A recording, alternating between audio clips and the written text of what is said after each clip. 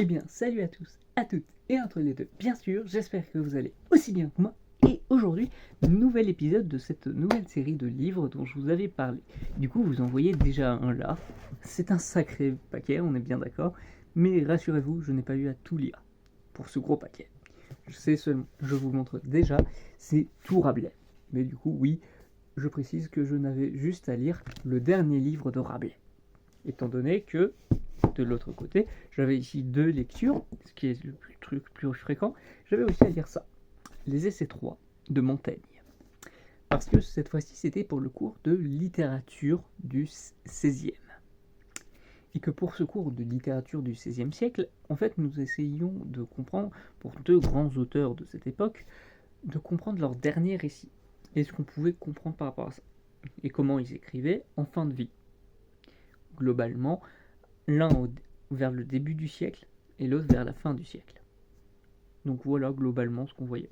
Et pour les deux écrits, je préfère un peu plus celui rappelé que celui de Montaigne, parce que celui de Montaigne reste assez théorique, même pour lui-même en fait, dans le fait que même si c'est pas du tout fictionnalisé, mais disons que ça reste très centrisme sur Montaigne lui-même en fait.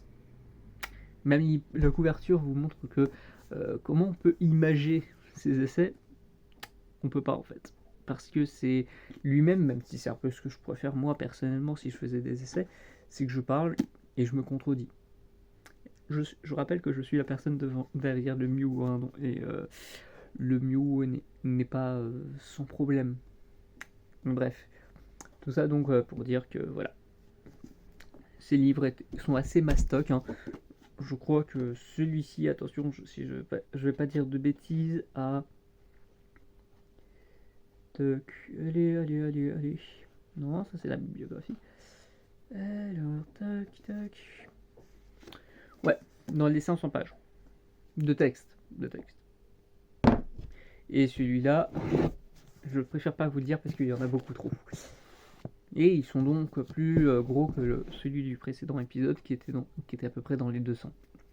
Oui, parce que faut pas oublier que ça c'est d'autres cours, mais comme n'importe quelles études, en fait, les cours sont en simultané. C'est pas les mêmes, pas deux cours en même temps, bien sûr, mais sur tout un semestre, il fallait que je lise ça. Et un semestre, ça dure 12 semaines. Donc oui, c'était quand même assez mastoc. Mais ça n'empêche pas que j'ai réussi à le faire et que c'était des livres très agréables à lire néanmoins. Plus que l'autre qui était très analytique, là encore.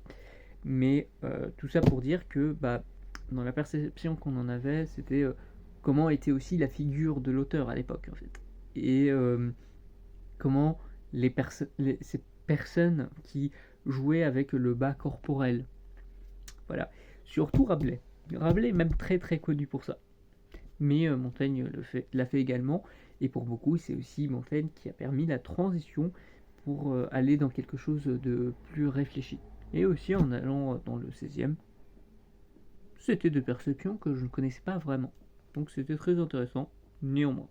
Je vais préciser que déjà d'avance, pour vous lancer dans ce qui pourrait arriver juste après, oui, j'ai également travaillé dans le 19e siècle, en parallèle. Oui, parce que cette année, j'ai eu deux cours de ce type.